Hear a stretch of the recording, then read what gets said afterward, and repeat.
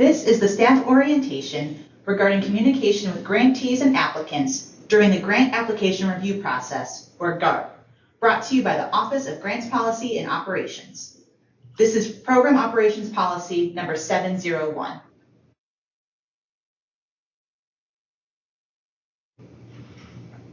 This orientation will provide a high-level look at the policy to help ensure that everyone at CNCS has a role in helping to preserve the integrity and efficacy of our grant application review process. In that vein, we will explore the purpose behind the policy, the scope it spans, its rationale, and how it is implemented.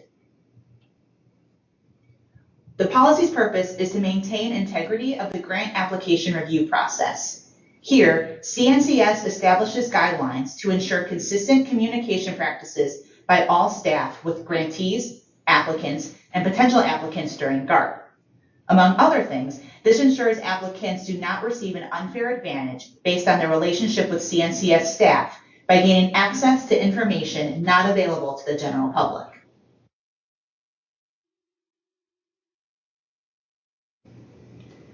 The scope or time period for which this applies begins with the competition's NOFA development and ends with award decisions and announcements. For some competitions, that covers most or all of the fiscal or calendar year. It is applicable to all CNCS staff for all competitive grant reviews, including the Office of the CEO. It does not apply to continuations, non-competitive grants and awards, including VISTA cost share, memoranda of understanding or agreement, or NCCC sponsor agreements or contracts. It is important to maintain consistency in communication with applicants to avoid giving an improper or unfair advantage, or even the appearance or perception of an unfair advantage to one applicant over another. CNCS processes and procedures must provide all applicants a level playing field. Inquiries to this end could affect a competition's integrity and result in external questioning and legal challenges. CNCS wants to ensure integrity and prevent questions and challenges that could impede or halt the timely execution of GARP.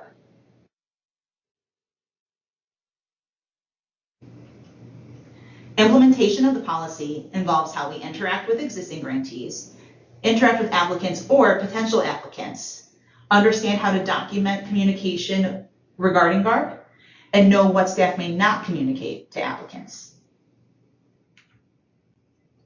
Staff should continue to support current grantees, and existing grants should continue to be managed in accordance with applicable laws and regulations. Standard check-ins may continue during GARP. The meeting subject matter must remain on the grant in question, not their application. In fact, staff may not discuss pending applications at all in these scenarios. This can be a difficult balancing act. We do not want to shut down communication, but we must restrict it to only the current grant and not future or potential grants.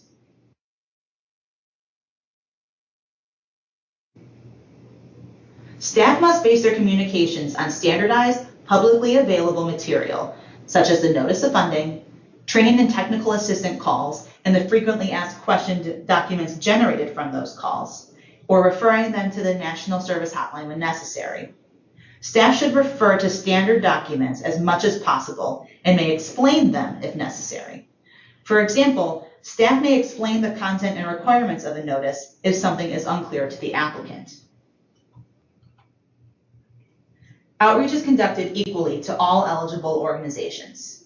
CNCS may conduct target outreach to increase the number and quality of applications for underrepresented focus areas, priority populations, or geographical regions, such as reaching out to rural areas or potential tribal applicants.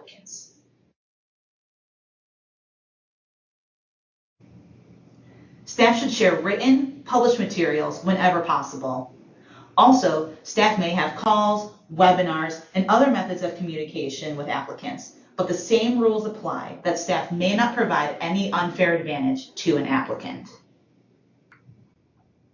Staff may communicate with applications approved for clarification regarding certain aspects of the application.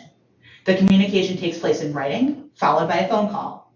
And during communication, staff must adhere to elements needing clarification.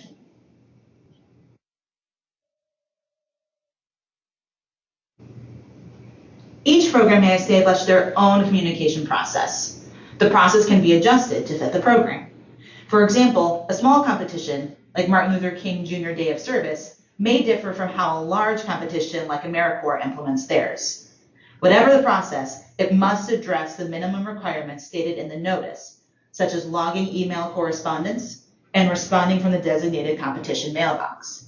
For example, if the NOFA refers to an email address like AmeriCorps State and National at cns.gov, communications should be generated from that mailbox for all such inquiries. Designating a competition mailbox for correspondence is an easy way to make sure all correspondence is documented, easily referenced, and is consistent.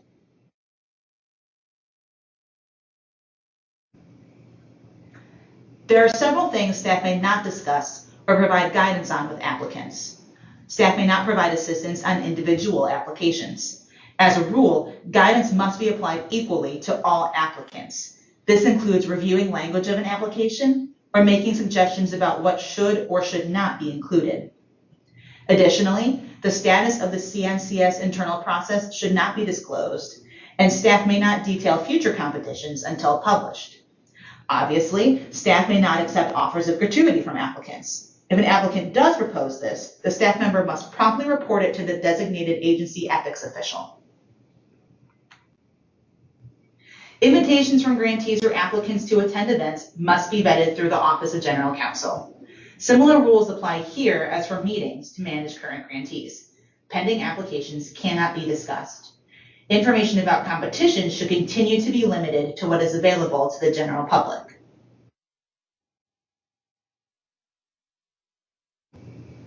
A few key points covered in the policy.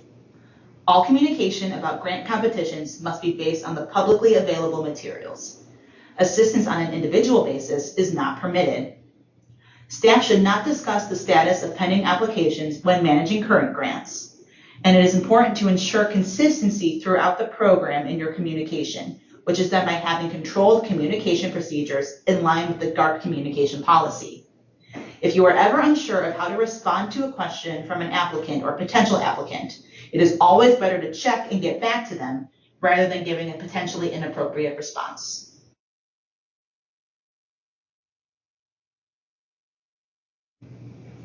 This orientation is meant to provide an introduction to the policy and is not exhaustive. All staff should review the policy in its entirety on their own, and each unit is responsible for additional training for their staff. If you have questions, contact OGPO or the Office of General Counsel. As previously mentioned, the policy is available on the CNCS intranet under the staff communication with applicants and grantees during GARP. The policy number is 701. Thank you for your time and consideration.